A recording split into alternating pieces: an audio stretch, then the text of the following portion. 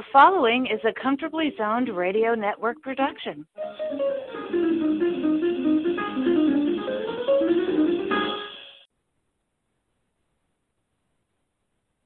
Welcome once again to the program called Ask Claire along the Comfortably Zoned Radio Network. I'm Claire Hall, I'm your host, and every week I get the chance to talk to all kinds of interesting people about all kinds of interesting things, but if you have been listening for a while, you know probably my number one passion is America's greatest game, baseball. And with me today, you know, one of the fun things about this program, I get to know a little bit better people who have been Facebook friends for a long time. And Tiffany Lynn, you and I, it seems like we've been friends for a number of years now, and I've got to honestly admit, I don't know if you requested me or I requested you, but it's just been fun getting to know you. Yeah.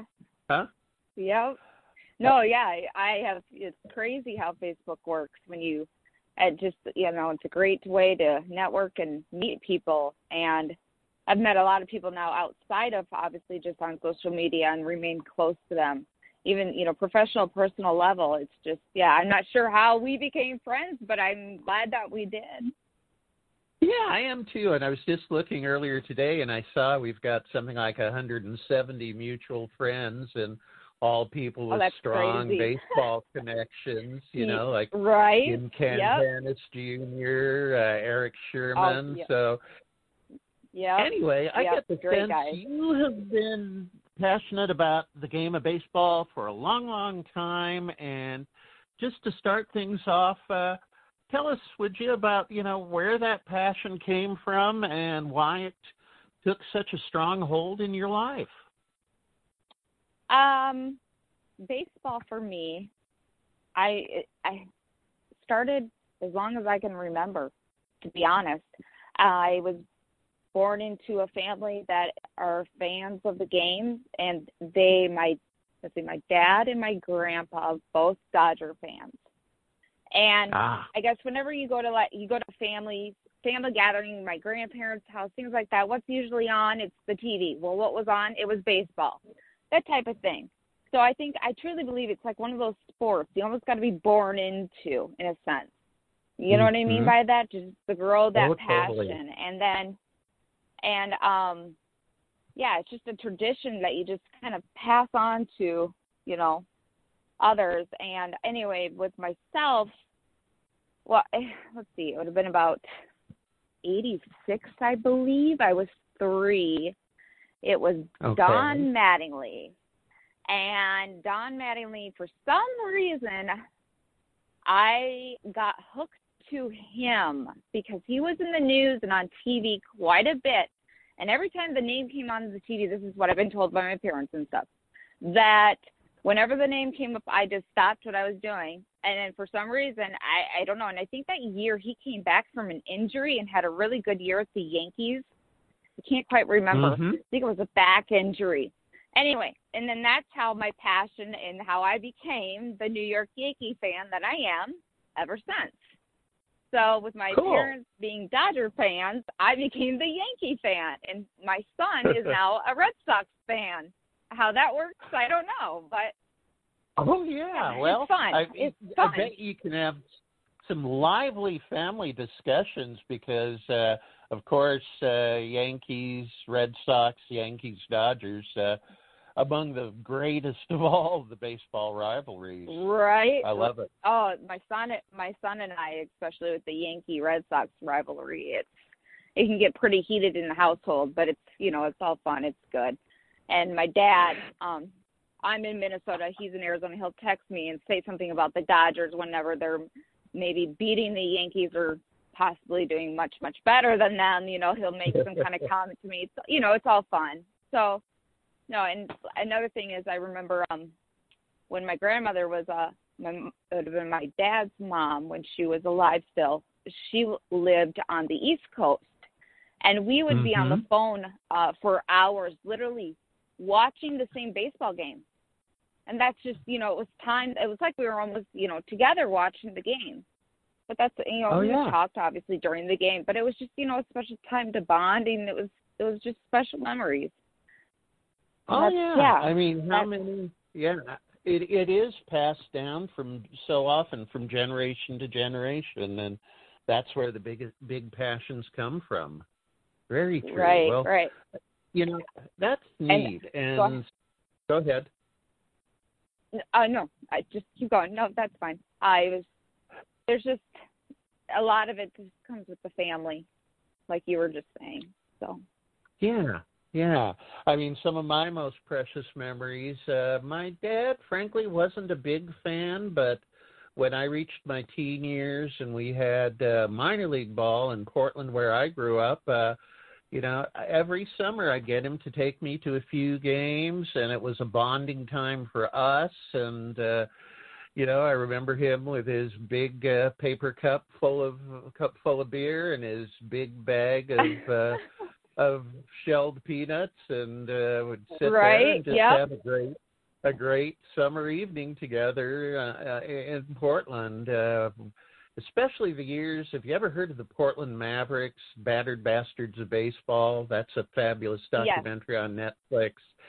We went to a lot of Mavericks games, and just, win or lose, just the being there, the sharing it with somebody, a family member or a good friend. It's just special. So you have been following the game since the 1980s, and so you've got 30 years of fandom in, and I guess I've got, because the first season I really vividly followed was 1969 and the Miracle Mets, but so I've got 50 years in, but in the 30 years you've been following the game with some real depth. Talk about maybe the changes that you've seen, and have they been changes for the better or not? And, right up to the present day where they're talking about things like universal DH, adding more playoffs. I mean, because you're a generation younger than me, and I'm wondering. On the one hand, I'm turning into the cranky old woman who says, "Don't mess with the game I love," but on the other hand, I know they have to keep the interest and hopefully build the interest of younger fans. So, where do you see the evolution going? And do you have faith in the current leadership of the game, I guess? I'll start with any major changes.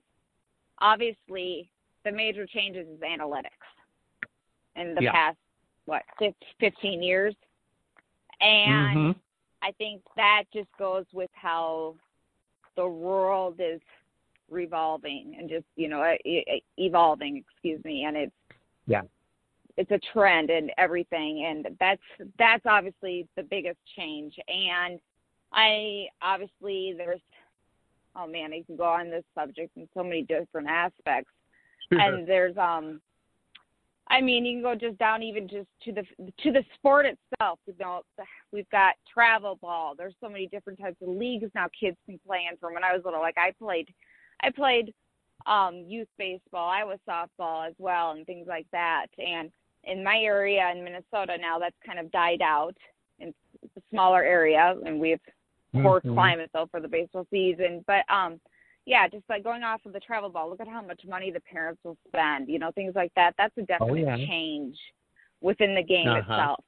And there's a decline of attendance. Fans, are not going to the game as often. And then, back to the analytic part, that's the big change, the way they're changing the game. It's just, it's not the same game anymore. It's flat out. 20 years ago, we were playing the game with heart and soul, not meaning that we're not playing it now that way, but it was more, the players went with their gut feeling. They just, went out there and played the game, and now they're telling them, exactly what to do down to what, every pitch, and how they're going to, approach to the ball, to play, all that type of stuff. I mean, it gets to be, it's a lot, it's so overwhelming to even comprehend all of it. Does that make sense? Oh, totally. And And then when they're tracking launch velocity, the first time I heard that term applied to baseball, I said, "Oh, wait a minute, are we still talking about baseball, or are we talking about NASA?" That's very true. But you know what? We've got the data scientists. But then going back to Ted Williams, he always talks about launch angle there. I mean, that's another factor too that people don't consider, is that talking those terms. A lot of the stuff, it isn't new information. It's just new verbiage. And they're taking it in a way that how do I say this? It's almost like analysts, people they're claiming they aren't claiming to reinvent the game, but they're now, testing and quantifying the game and measuring different theories and there are some new, and now there's better tools, there's technology for the data and testing. But I mean, it's again, like I said, it's so overwhelming to even think of it as a basic fan. And I couldn't even imagine as a coach being in the game for probably 40 years, having to take on this whole new approach with the game with all this information just thrown at you. But yet then in a sense they they obviously want to take it in and, learn it and apply it as they should be with their organization. But yet a lot of it just the same information they've always known. It's just different verbiage. It's, I see there's some good and I see some bad. I see it going farther than what people say. I've talked to some people in the game where they think it will come around again. Baseball will come around again and be like the old game that it was. But no, I don't see it going that way because, again, look at how the world is evolving with the data and analytics. It's almost anything and everything that we use and do today. So True. Technology itself is the reason to why with that as well. I mean, there's so much that we can now use within the game to help better the player and, predict and possibly help win the game. Obviously, that's the purpose.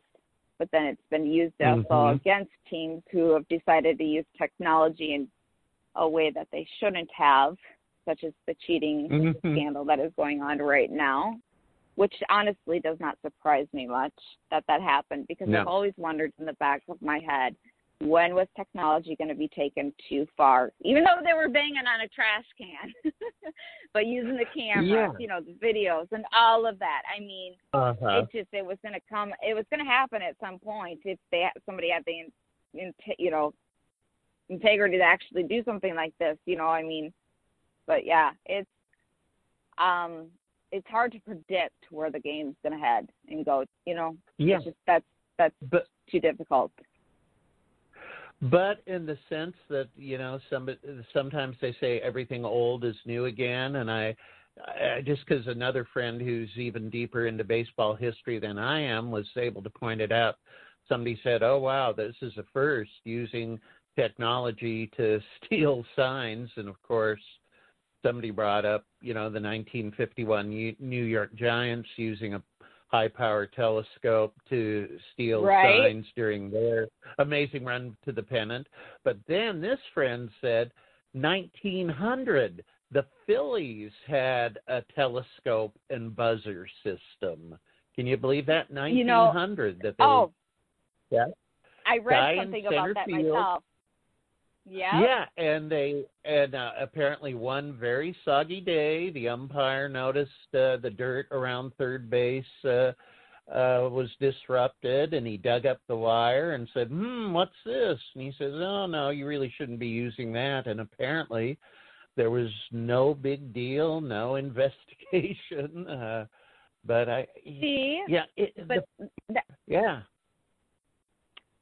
Stealing the signs has always been a part of the game.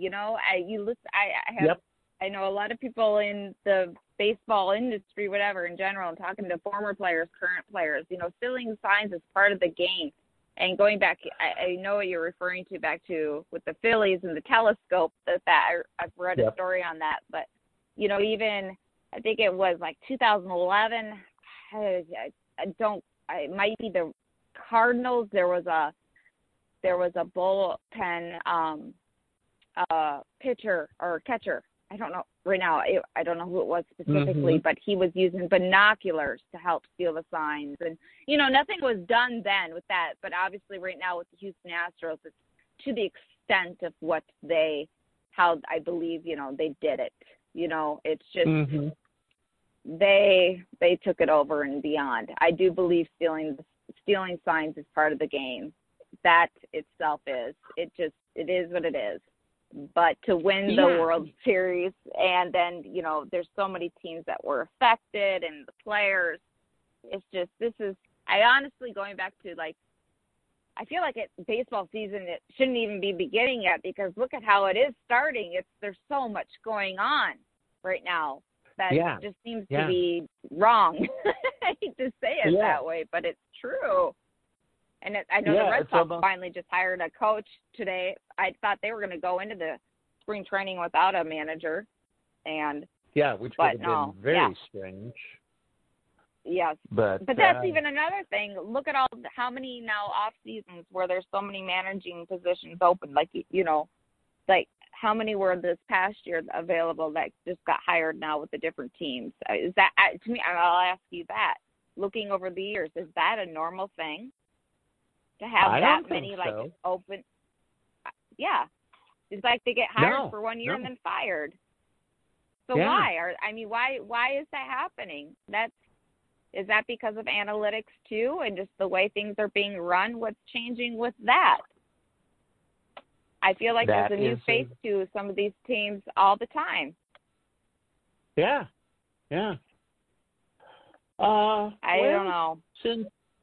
Since you are a person of the female persuasion like I am, let's talk a little bit about women in baseball. And, we had some highlights not too long ago in the news.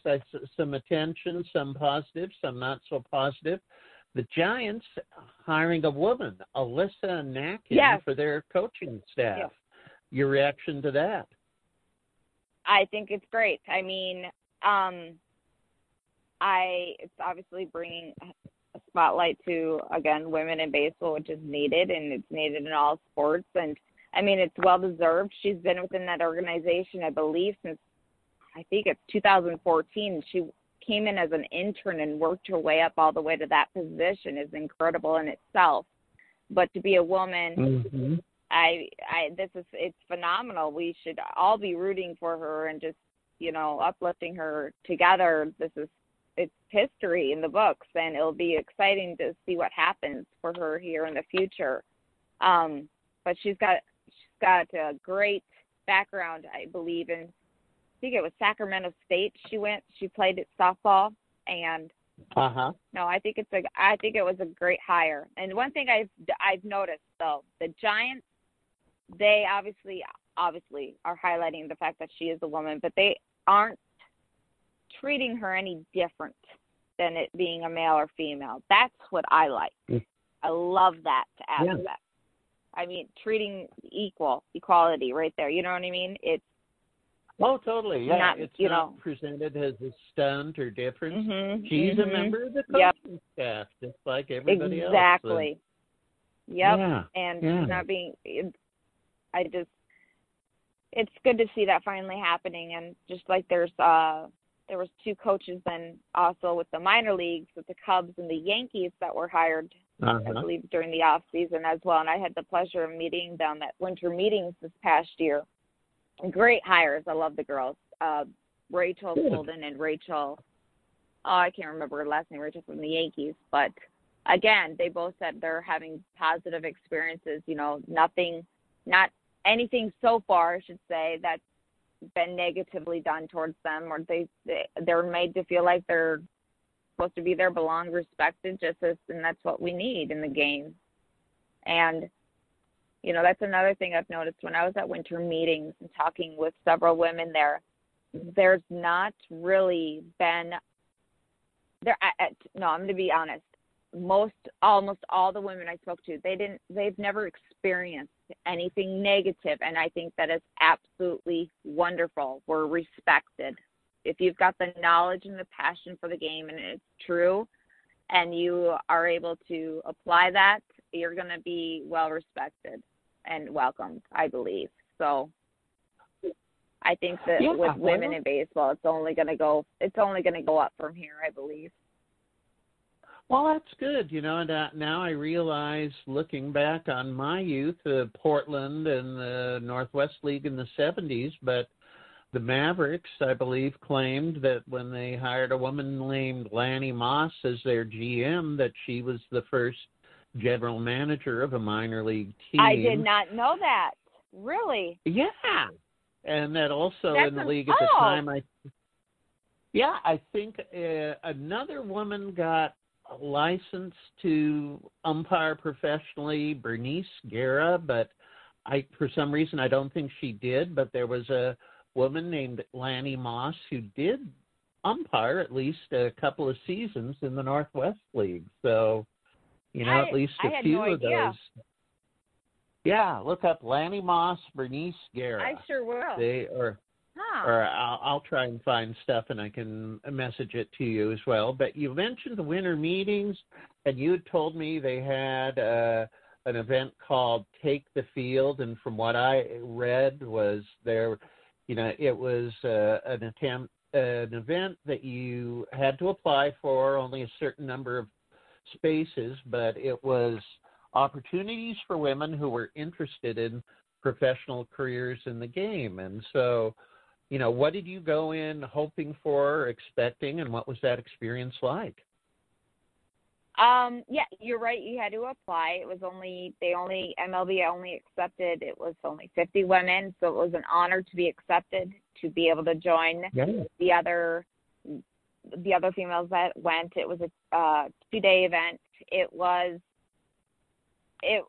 a phenomenal experience, again, hearing from women that are already in the league, such as Kim Ng and Gene Afterman from the Yankees, hearing their stories and how they came up through baseball and how they got into it and how they have been treated within the game through all these years. And Kim Ng is a lady I highly, highly respect, and how she came into the game itself, starting with the White Sox, and she's now VP of baseball operations, Major League Baseball operations. And it was overall, it was phenomenal. I mean, to be accepted, each woman had to have on-field experience in baseball or softball, whether it be playing, coaching, or scouting. And then we had to choose if we were going to focus on scouting, coaching, athletic training, mental performance, and then it was player development. Well, I've had the opportunity, I've already attended, when it existed, the Major League Baseball Scout School. So myself, I focused on player development. So I wanted to learn more about that area and aspect of the organization, which is a very broad, very broad area. So those 2 days, we then, we'd always start out with, there was a panelist of women, like those two Rachels I was speaking about, the coaches, the female coaches that were hired with the minor league teams. They spoke, and then we would break out into our breakout sessions. So I was in a group of other women that were within the player development, and we would be talking to farm directors of teams, like from the Angels, the Cardinals, Giants. It was great. We were just at tables. They would ask any questions we wanted. They would explain how they do the job and how things are ran. And then on the last day, we did mock interviews with somebody within that department. And it was just, again, it was a great way to network, meet people, just learn more about that area of the game you were focusing on, and hearing stories from the other women attending, and then the panelists themselves. Again, I've never heard anything bad. There's not been a negative experience, unless nobody was willing to share it, but I'd hope they would have. But that's the one thing I've noticed. Women in baseball, I think I've been more respected than what people really truly think or would think of, So, and that's, to me, that makes me feel better and about everyone in the whole seen in the game gives me hope. Excellent. Excellent. Yep. Hmm. And I think it takes a certain type of woman, at least, too.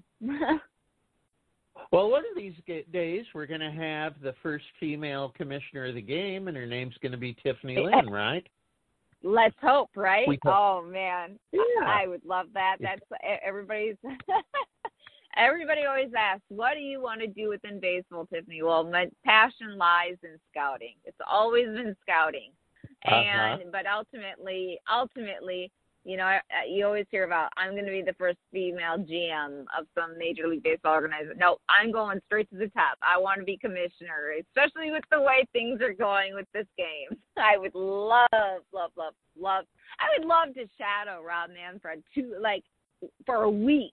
Just love to be there. Oh, just to see what he goes. Wouldn't that be interesting? I would love the opportunity. Yeah. I mean, it would I think it's great. I mean, I go back to Selig being commissioner. I liked Selig though. Bud Selig and what he did and things like that. I wasn't always obviously going to agree with the way things were handled in certain areas, but if I had to choose between Selig or Manfred right now, I'd choose Selig. But no, that would be. Let's hope there's a woman commissioner someday. Let's hope. Yeah. I would love to see it. And we got a few minutes left of the program, so I want to bring up I think a fictional female baseball fan, but I think she's somebody that both you and I like, and I think somebody suggested she is the patron saint of female baseball fans. What are your thoughts on Annie Savoy? Oh, I have always said I think they need to do a remake of that film, and I would love to play her. I would love to play her role. I think there's not enough tension on what her role was in that film. Is she's a true fan of the game, the passion, the love, the way she knows it, she speaks it, and I mean her, keeping score, and it's always been. There's another focus on what the things she does within the in the movie with the players and things like that. But I truly believe that that's a very good character in that movie. It's I agree with what do you think of her? Oh, I love her. I see her as the that she's the center of the focus, and why Durham baseball, it's a holy experience. I mean, she, not only does she take care of the players, but she's kind of being mom or older sister to Millie the groupie, and just making sure that everybody's, and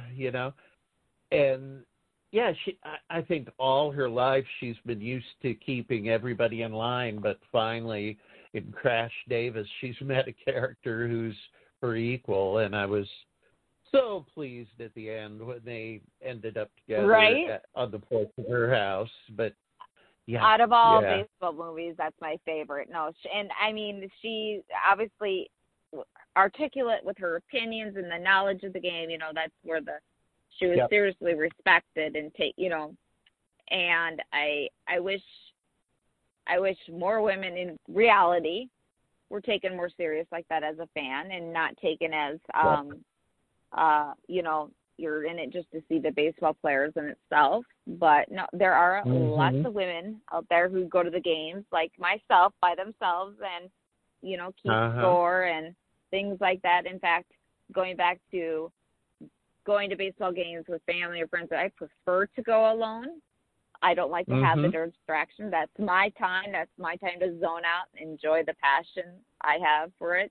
And but yes, baseball is something I wake up. Yep.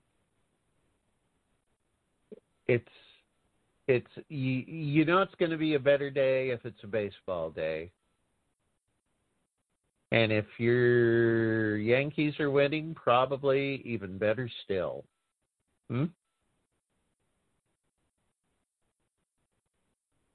Are you still there? Tiffany? I think we might have lost you all of a sudden here.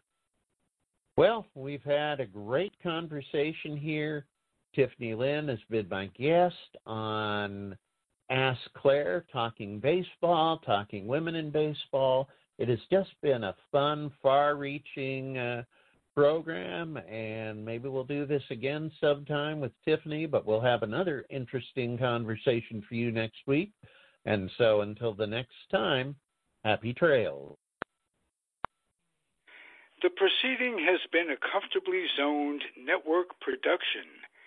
You are advised to keep your dreams wet, your humor dry, your children and grandchildren out of military recruiting offices and off the laps of clerics who wear dresses. Thank you for listening, everyone. Happy trails.